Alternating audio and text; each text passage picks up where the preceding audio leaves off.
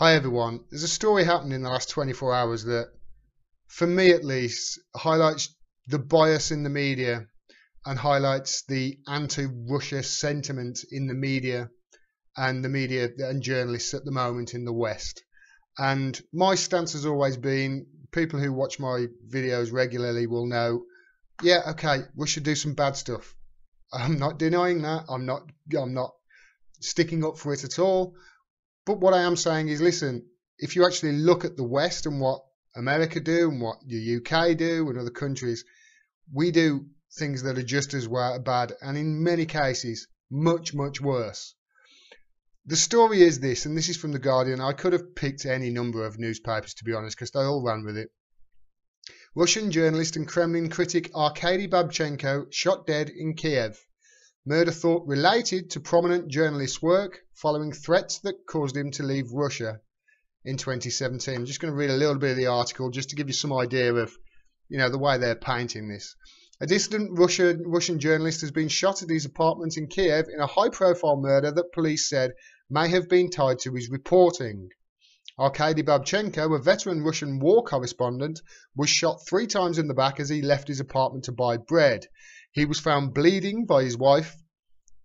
Babchenko, 41, died in the ambulance on the way to hospital, a government official said. The killing appeared to be targeted.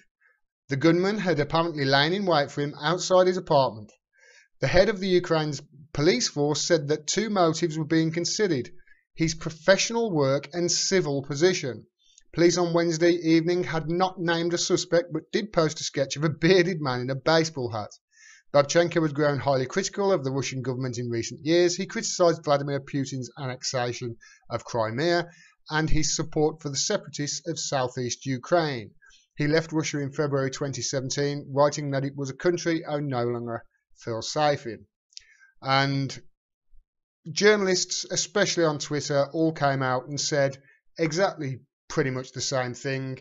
They were all trying to connect this to other murders of Russian journalists.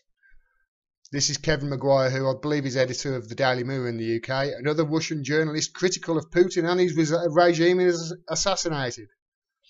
This is the ever hysterical Luke Harding. Arkady was the 7th Novaya Gazeta journalist to be murdered since 2001. The role includes Anna whatever that name is, and that name. I can't read them, I'll just butcher them. Their deaths tell you everything you need to know about 21st century Russia. Not surprising that Luke Harding, who wrote a book on Russian collusion that didn't prove any Russian collusion, came out and said that. That was obviously retweeted by Louise Mensch. By the way, thank you, America, for taking our crazy right-wingers off our hands.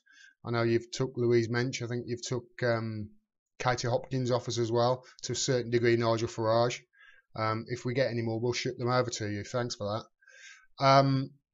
And ordinary people were obviously jumping on board, investigative journalists and opposition activists who dare him to imagine Russia without Putin are being assassinated one by one.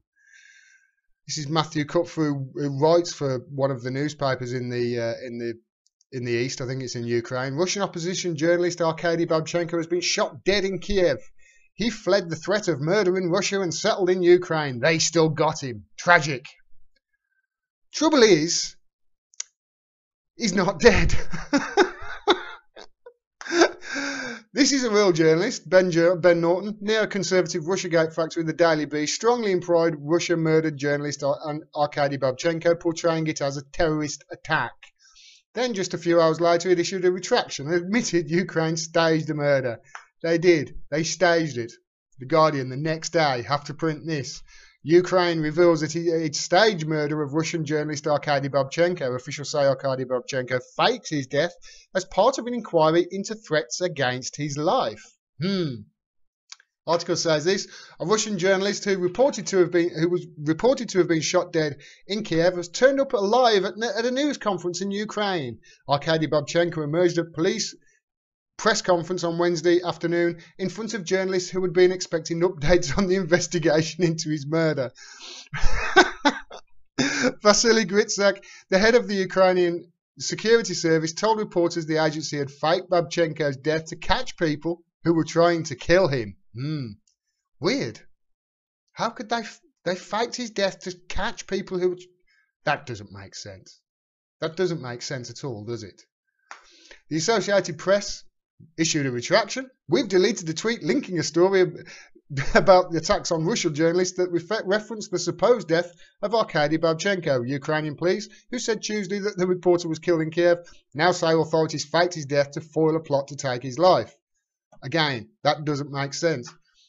But that's it. They're now trying to construct the narrative that this was all a ruse to prove it was Putin. It doesn't make sense at all. Craig Murray pointed it out. I would have thought it was impossible to come up with a framed Putin story more implausible than the Skripals. Absolutely, but Christ, they have managed to do it with Babchenko fake death. Mainstream media showing absolutely no shame, now pushing ridiculous master plan lying. Think he's joking? He's not. This is the ever hilarious Scott Dorkin. Breaking: assassination of journalist Arkady Babchenko was staged to expose Russian agents, says head of Ukraine's security services. Russian special services ordered Babchenko killed and paid an unnamed Ukrainian citizen $40,000 to organise the killing. Our ally, Ukraine. Our ally, Ukraine. Our ally, Ukraine. Full of right-wing Nazi groups. Our ally Ukraine just exposed a plot concocted by America's greatest enemy, Russia, to assassinate a journalist. Let that sink in. Russian special services like NSA and US paid $40,000 for journalist Arkady Babchenko to be murdered. Putin is not our friend. He's our greatest enemy.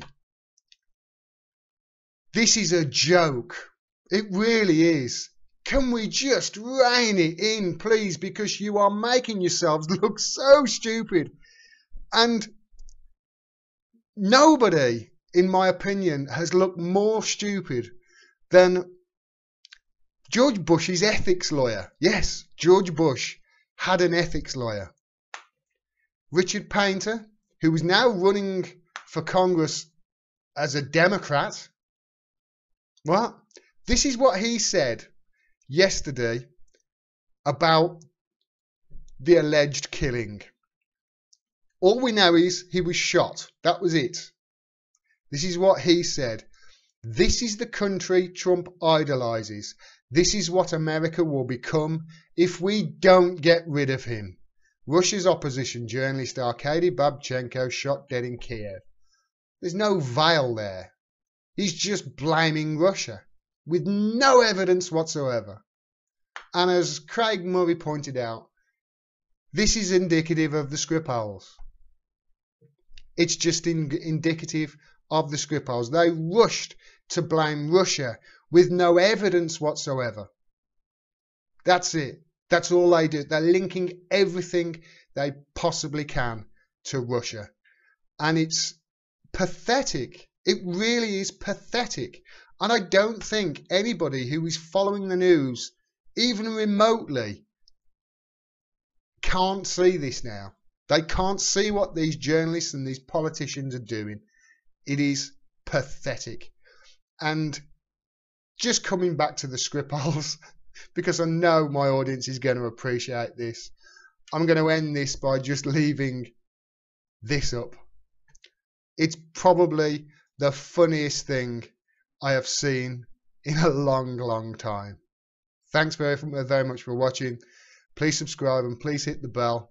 Otherwise you won't get a notification next time I drop a video. If you can do, please support me on Patreon or PayPal. There's links down below. If not, please, share my stuff as widely as possible to allow my audience to grow and support independent media, because we're the only ones who are reporting stuff like this factually rather than rushing to judgment just so we can blame Russia and create an enemy so our military-industrial complexes can keep making money. Thanks very much. Till next time. Peace and take care.